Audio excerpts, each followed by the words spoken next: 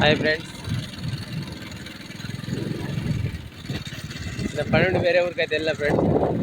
పత్తి పంట మొత్తం చూపెడతా చూడండి. చూడండి ఎలా ఉందో.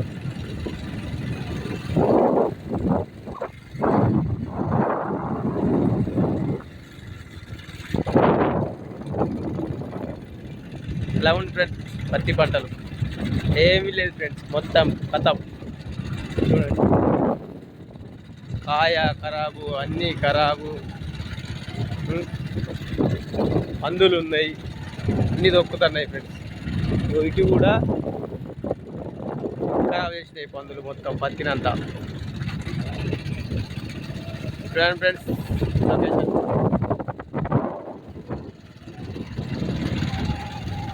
ఎట్లా ఉందో.